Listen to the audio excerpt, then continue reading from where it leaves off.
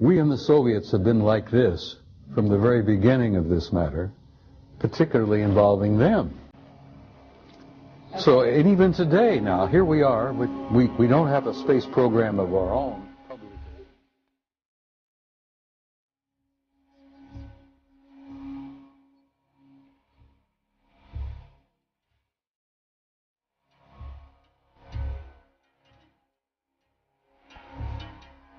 So we and the Russians have been pretty close together for the last 50 years on this alien matter. And why is that? You know? Because we recognized from the very beginning that it was us versus them. And we didn't realize back in the beginning that they were made up of not only malevolent guys out there, and there are some of them out there that don't like us at all. They're not purposely malevolent. Thank God we have good friends out there that do care about us, that are related to us, who want to see us survive as a species.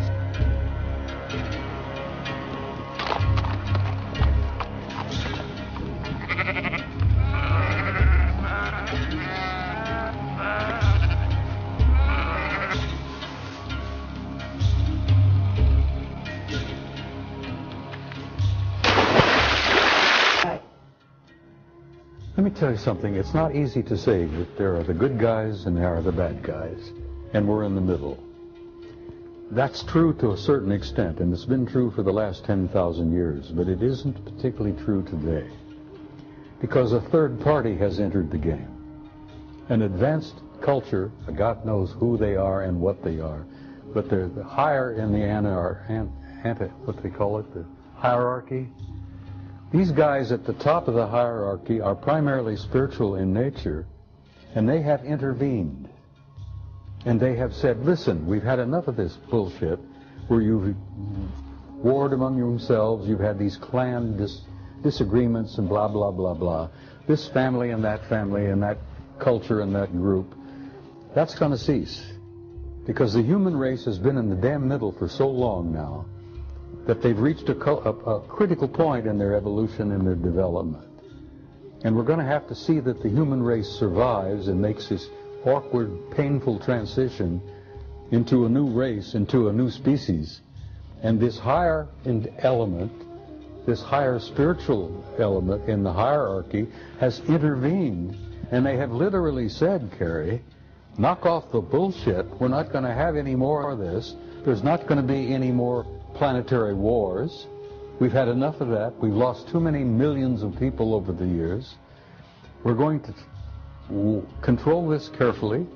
We're going to give them an encouragement. We're going to give them an opportunity, and we're going to assist them to make this awkward transition into a new race. Now, the only reason I'm hopeful now, when I used to go through this, I was very depressed and very cynical, because I'd seen so damn much of the knockdown, drag-out brawls, not only among our own people, but among some of these guys.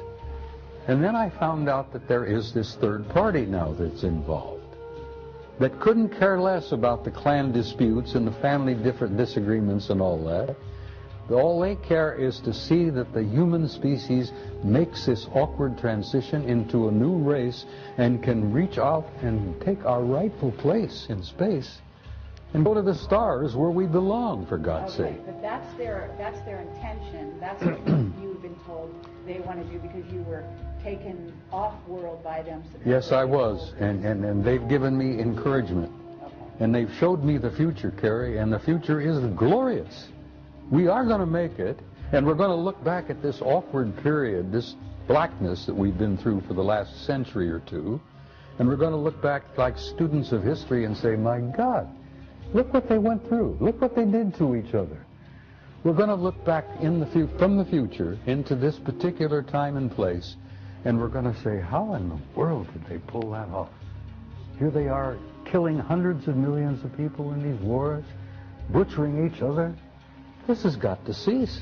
We can't let that race off the planet until they evolve and grow and mature where they can... I was talking to Joe Farrell not too long ago at another conference, and Joe Farrell has written The Cosmic War, And the cosmic war is a true story of a war between interplanetary intelligences. And they literally damn near destroyed each other. They destroyed a planet beyond Mars, for God's sake, in our own solar system.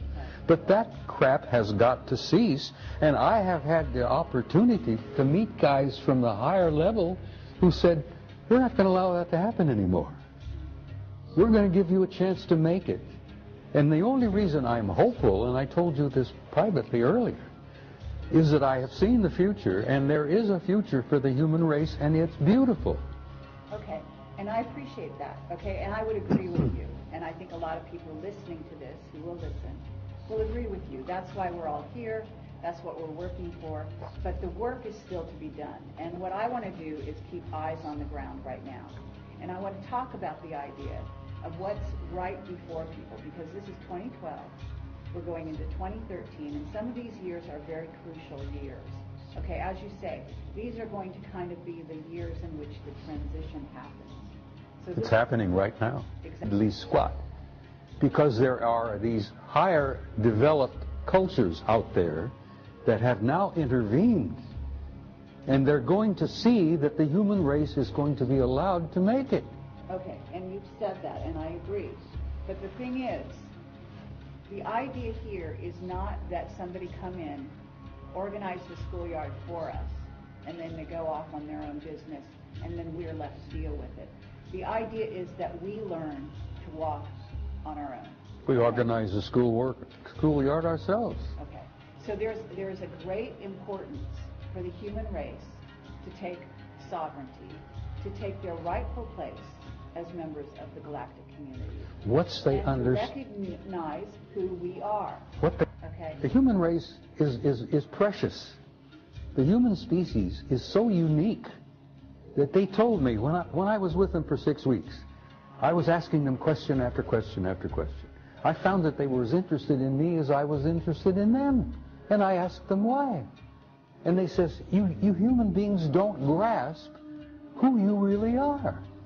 You have a unique genome that is unique in the galaxy.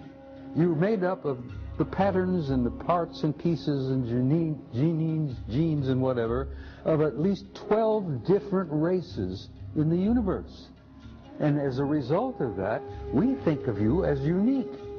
As a result of that, we look upon your little planet as probably one of the ripest and richest zoological gardens in this quadrant of the galaxy. That's the first time I realized the galaxy had been divided into 4 parts. I didn't even realize there was a quadrant. And they said, oh yes, you're the most unique and precious zoological garden in this quadrant of the galaxy. Absolutely. We venerate the planet, we venerate the flora and fauna on it, and we're going to see that it survives. Now, I'm getting this from the higher level. I hear you, and I appreciate that.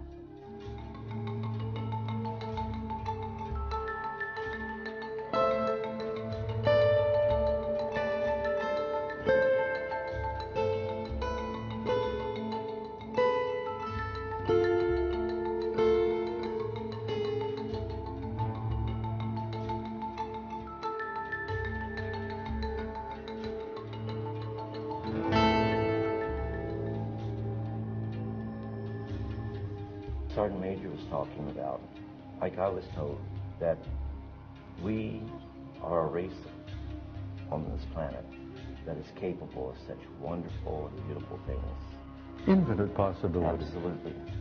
But yet we have the capability of doing such horrible things to one another. And I think that Sergeant Major was saying the same as I when, we have to spiritually grow. We don't spiritually grow, we're going to fall victim to our technology. They don't want that to happen. And initially, because they wanted us to know, the other side's not launching against you. We're here. And you will, from time to time, pick us up on your radar. We will, from time to time, appear to be missiles coming in a threatening way. So you must make sure before you launch your death and destruction.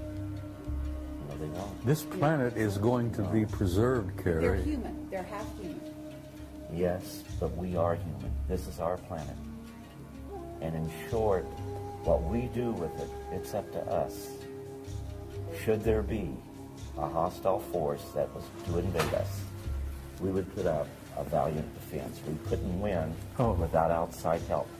But that outside help would come and help neutralize the threat, then leave as immediately as that outside threat, or that threat was neutralized. I know this.